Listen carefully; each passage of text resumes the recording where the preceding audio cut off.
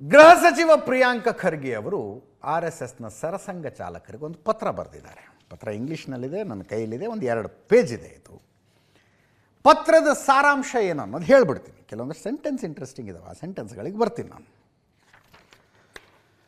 ರಾಷ್ಟ್ರೀಯತೆ ಶಿಸ್ತಿನ ಬಗ್ಗೆ ಮಾತನಾಡುವ RSS ಪಾರದರ್ಶಕತೆಯನ್ನು ಪ್ರದರ್ಶಿಸಲಿ. ಭಾರತದ ಸಂವಿಧಾನದ ಬಗ್ಗೆ ಗೌರವವನ್ನು ಕಾರ್ಯರೂಪದಲ್ಲಿ ತೋರಿಸಲಿ. ಕಾನೂನು ಪಾಲನೆ ವಿಚಾರದಲ್ಲಿ RSS ಕೂಡ ಮಾದರಿಯಾಗಬೇಕು. ಸಾಮಾನ್ಯ ನಾಗರಿಕರಿಗೆ ಅನ್ವಯವಾಗುವ ನಿಯಮ RSSಗೂ ಅನ್ವಯವಾಗಲಿ. ನಿಯಮಗಳಿಂದ ವಿನಾಯಿತಿ ಪಡೆಯುವ ನೈತಿಕ ಹಕ್ಕು RSSಗೆ ಇಲ್ಲ. ಕಾರ್ಮಿಕ ಸಂಘಟನೆ, ಟ್ರಸ್ಟ್, NGOಗಳಂತೆ RSS ನೋಂದಣಿಗೆ ಒಳಪಡಲಿ. ಲೆಕ್ಕ ಪರಿಶೋಧನೆ ಮತ್ತು ಹಣಕಾಸು ಪಾರದರ್ಶಕತೆ RSS ಕಾಪಾಡಿಕೊಳ್ಳಲಿ. ಆರ್ಥಿಕ ವ್ಯವಹಾರಗಳ ಸಂಪೂರ್ಣ ವಿವರವನ್ನು RSS ಬಹಿರಂಗಪಡಿಸಲಿ. ದೇಶದ ಕಾನೂನು ಚೌಕಟ್ಟಿನೊಳಗೆ ಕಾರ್ಯನಿರ್ವಹಿಸುವ ಬದ್ಧತೆ ತೋರಿಸಲಿ.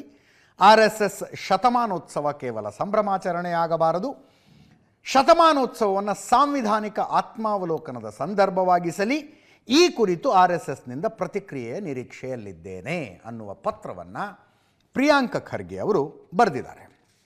ಅಂದರೆ ಅವ್ರು ಕೇಳ್ತಾ ಇರೋದೇನು ಬೇಸಿಕಲಿ, RSSನ ಕಾನೂನಾತ್ಮಕ ಸ್ಥಾನಮಾನ, ಲೀಗಲ್ ಸ್ಟೇಟಸ್ ಏನಪ್ಪ RSSದು, ಮತ್ತು ಸಂಘಟನೆಯ ರಚನೆ ಹೆಂಗಿದೆ ನಿಮ್ಮದು ಅಂತ, ಪದಾಧಿಕಾರಿಗಳು ಮತ್ತು ಅಧಿಕೃತ ಪ್ರತಿನಿಧಿಗಳ ವಿವರಗಳು, RSSನ ದೇಣಿಗೆ, ಕೊಡುಗೆ, ಆದಾಯದ ಮೂಲಗಳು, RSS ಸಂಘಟನೆಯ ವೆಚ್ಚ ಮತ್ತು ಆಸ್ತಿಪಾಸ್ತಿಗಳ ವಿವರ, ಕಾನೂನಿನ ಪ್ರಕಾರ ಅನ್ವಯವಾಗುವ ತೆರಿಗೆಯನ್ನು ನೀವು ಪಾವತಿಸ್ತಾ ಇದ್ದೀರಾ, ನೋಂದಣಿ ಇಲ್ಲದೆ ಚಟುವಟಿಕೆ ನಡೆಸಲು ಯಾವ ಕಾನೂನಾತ್ಮಕ ಆಧಾರವನ್ನು ಅವಲಂಬಿಸಲಾಗಿದೆ.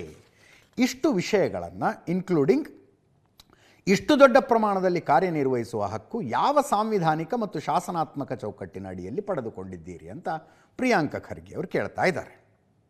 ಫಸ್ಟ್ ಆಫ್ ಆಲ್, ಇಂಥದ್ದೊಂದು ಪತ್ರವನ್ನು ಯಾವುದೇ ಸಾಂವಿಧಾನಿಕ ಹುದ್ದೆಯಲ್ಲಿ ಇಲ್ಲದೇ ಇರುವ ನಾವು ನೀವು ಬರೆದ್ರೆ ಓಕೆ. ಪ್ರಿಯಾಂಕ ಖರ್ಗೆ ಅವರು ಒಂದು ರಾಜ್ಯದ ಗೃಹ ಸಚಿವರು. ಅವರು ಪತ್ರ ಬರೆದು ಮನವಿ ಮಾಡೋದೇನಿದೆ? Competent ಅಥಾರಿಟಿಯಿಂದ notice ಕೊಡಿಸ್ಬೇಕ್ರಿ. ಪತ್ರ ಬರೆದು ಮನವಿ ಮಾಡಿಕೊಳ್ಬೇಕಾ ಒಂದು ರಾಜ್ಯದ ಗೃಹ ಸಚಿವರು? ಸರ್ಕಾರ ಇದೆ, ಆಡಳಿತ ಇದೆ. ಇದನ್ನು ಕೇಂದ್ರ ಸರ್ಕಾರದಿಂದ ನಿರೀಕ್ಷೆ ಮಾಡೋದಕ್ಕಾಗೋದಿಲ್ಲ. BJP ಆಡಳಿತದ ಯಾವ ರಾಜ್ಯದ ಸರ್ಕಾರದಿಂದಲೂ ನಿರೀಕ್ಷೆ ಮಾಡೋದಕ್ಕಾಗೋದಿಲ್ಲ. ನಾನ್ BJP ಸ್ಟೇಟ್ಸ್ ಮಾಡಬೇಕು, ನಾನ್ NDA ಸ್ಟೇಟ್ಸ್ ಮಾಡಬೇಕು. ಕರ್ನಾಟಕಕ್ಕಿಂತ ಬೇಕಾ? ಯಾಕೆ ಮೋಹನ್ ಭಾಗವತರಿಗೆ ರಿಕ್ವೆಸ್ಟ್ ಮಾಡ್ಕೋಬೇಕು? ನಿಮ್ಮ ಉತ್ತರದ ನಿರೀಕ್ಷೆಯಲ್ಲಿದ್ದೇವೆ, ಉತ್ತರ ಬರೆಯಿರಿ. ವೈ?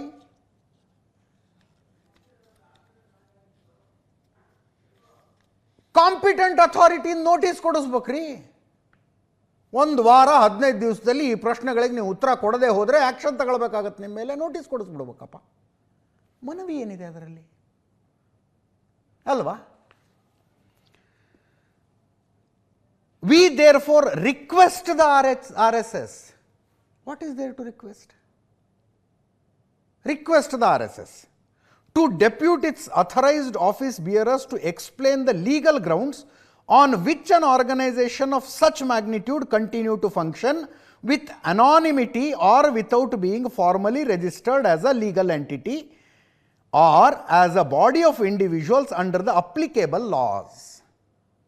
ಇಷ್ಟೆಲ್ಲ ಬರೆಯೋ ಬದಲು ಇಂತಿಂಥ ಕಾನೂನಿನ ಅಡಿಯಲ್ಲಿ ನೀವು ನೋಂದಣಿಯಾಗುವುದು ಕಡ್ಡಾಯ ಯಾಕೆ ಮಾಡಿಸ್ಕೊಂಡಿಲ್ಲ ಅಂತ ಕೇಳಿ.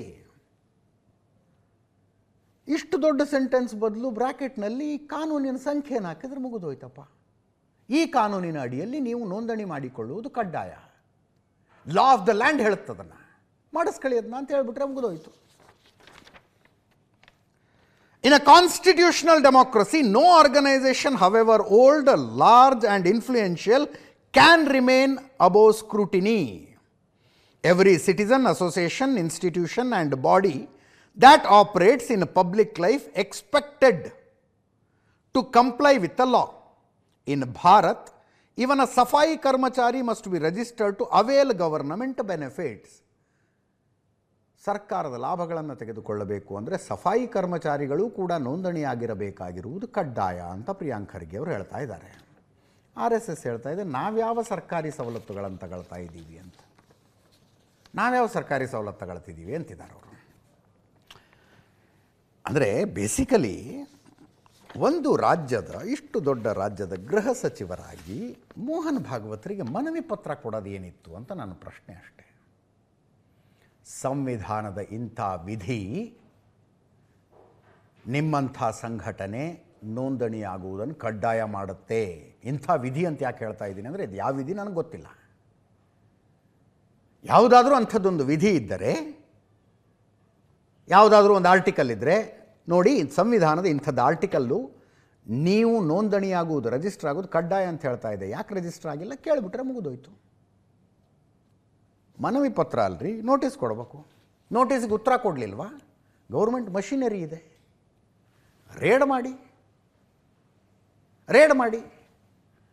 RSS ಕಚೇರಿ ಇದೆಯಪ್ಪ, ಈ ಕಚೇರಿ ಯಾರ ಹೆಸರಿನಲ್ಲಿದೆ? ನಿಮ್ಮ ಆರ್ಗನೈಸೇಷನ್ನೇ ರಿಜಿಸ್ಟರ್ ಆಗಿಲ್ಲ ಅಂದರೆ ಕಚೇರಿ ಹೆಂಗೆ ರಿಜಿಸ್ಟರ್ ಮಾಡಿದ್ರಿ? ಇದಕ್ಕೆ ಯಾರು ದುಡ್ಡು ಕೊಟ್ಟರು? ಯಾರ್ಯಾರಿಂದ ದೇಣಿಗೆ ತಗೊಂಡ್ರಿ? ಕೇಳಿ. ಮನವಿ ಮಾಡ್ಕೊಳ್ಳೋದೇನಿದೆ ಅದರಲ್ಲಿ? ಮನವಿ ಪತ್ರ ಕೊಡೋದೇನಿದೆ ಅಲ್ಲವೇ? ಇಂಥದ್ದೊಂದು ಪತ್ರವನ್ನಂತೂ ಬರೆದಿದ್ದಾರೆ. ಈ ವಿಷಯವನ್ನು ಮೋಹನ್ ಭಾಗವತ್ ಅವರು ಸರಸಂಘ ಚಾಲಕರು ಕೇರಳದ ತ್ರಿಶೂರ್ನಲ್ಲಿದ್ದರು. ಅವರ ಎದುರಿಗೆ ಈ ಪ್ರಶ್ನೆಯನ್ನು ಕೇಳಲಾಯಿತು. ಕರ್ನಾಟಕ ಸರ್ಕಾರದ ಪ್ರಶ್ನೆ ಇದು ಅಂತ ಅವರೊಂದು ಉತ್ತರ ಕೊಟ್ಟಿದ್ದಾರೆ. ಕೇಳಿಸ್ಕೊಳ್ಳಿ ಒಮ್ಮೆ. ಸಂವಿಧಾನದ ವಿಧಿ, ಕಾನೂನಿನ ಇಂತಿಂಥ ಕಲಂ ಪ್ರಕಾರ ನೀವು ನೋಂದಣಿ ಮಾಡಿಕೊಳ್ಳಬೇಕಾಗಿರೋದು ಕಡ್ಡಾಯ ಅಂತ ನೋಟಿಸ್ ಕೊಡ್ರಿ ಅಂತ ಯಾಕಂದೆ ಅಂದರೆ, ಇನ್ನು ಲೀಗಲ್ ಎಕ್ಸ್ಪರ್ಟ್ಸ್ ಹತ್ರ ಮಾತಾಡೋಣ, ನಾಳೆ ನಾಡಿದ್ದು ಒಂದು ಡಿಬೇಟೇ ಮಾಡೋಣ ಅಂತ ಯಾವ ವಿಧಿ, ಯಾವ ಕಲಮು ಇಲ್ಲ ಅಂತ ಯಾಕೆ ಹೇಳ್ತಾ ಇದ್ದೀನಿ? ಇದ್ದಿದ್ರೆ ಇಷ್ಟು ದಿವಸ ಸುಮ್ಮನೆ ಬಿಡ್ತಿದ್ರೇನ್ರಿ? 1925ರಲ್ಲಿ ಸಂಘ ಹುಟ್ಕೊಂಡ್ತಪ್ಪ. ಅದಾದಮೇಲೆ 22 ವರ್ಷ ಬ್ರಿಟಿಷರಿದ್ದರು. ರಿಜಿಸ್ಟರ್ ಮಾಡ್ಕೊಳ್ಳಿ ಅಂತ ಹೇಳ್ತಿರಲಿಲ್ವ ಅವರು? ಆಯ್ತಪ್ಪ, ಬ್ರಿಟಿಷರು RSSರು ಇವರು ಹೇಳ್ತಾರಲ್ಲ, ಕೈ ಜೋಡಿಸ್ಬಿಟ್ಟಿದ್ರು ಅವರು ಒಬ್ರಿಗೊಬ್ಬರು. 1947 ಭಾರತಕ್ಕೆ ಸ್ವಾತಂತ್ರ್ಯ ಬಂತು. ಸ್ವಾತಂತ್ರ್ಯ ಬಂದ ನಂತರ ಇಷ್ಟು ವರ್ಷಗಳ ಕಾಲ ಬಹುತೇಕ ಅವಧಿಯನ್ನು ಪ್ರಿಯಾಂಕ ಖರ್ಗೆ ಅವರ ಪಕ್ಷವೇ ಆಳ್ವಿಕೆ ಮಾಡ್ತು ದೇಶವನ್ನು. ಬಿಡ್ತಿದ್ರು ಅವರು ಸುಮ್ಮನೆ? ನೋಂದಣಿ ಕಡ್ಡಾಯ ಅನ್ನೋದಾಗಿದ್ದರೆ ನೋಟಿಸ್ ಕೊಟ್ಟು, ನಾನು ಹೇಳಿದ್ನಲ್ಲ ಆವಾಗ, ನೋಟಿಸ್ ಕೊಟ್ಟು ಉತ್ತರ ಕೊಡದೇ ಇದ್ದರೆ ರೇಡ್ ಮಾಡಿ ಬಾಗಲಾಕಿರೋರು. ಅದಕ್ಕೆ ಪ್ರಿಯಾಂಕ್ ಖರ್ಗೆ ಅವರು ಯಾವ್ದಾದ್ರು ಒಂದು ಕಲಮ್ಮು, ಯಾವ್ದಾದ್ರು ಒಂದು ವಿಧಿ ಇದ್ದರೆ, ಆರ್ಟಿಕಲ್ ಇದ್ದರೆ ಸಂವಿಧಾನದಲ್ಲಿ ಅದನ್ನು ಮೆನ್ಷನ್ ಮಾಡಿ ಪತ್ರ ಬರೆದಿದ್ದರೆ ಇನ್ನೂ ಚೆನ್ನಾಗಾಗಿರೋದು. ಸಂವಿಧಾನದ ಇಂಥ ಆರ್ಟಿಕಲ್ ಪ್ರಕಾರ, ಕಾನೂನಿನ ಇಂಥ ಕಲಂ ಪ್ರಕಾರ ನೀವು ಕಡ್ಡಾಯವಾಗಿ ನೋಂದಣಿ ಮಾಡಿಕೊಳ್ಳಬೇಕು. ಆವಾಗ ಅದು ಪತ್ರ ಆಗ್ತಿರಲಿಲ್ಲ, ನೋಟಿಸ್ ಆಗ್ತಿತ್ತು.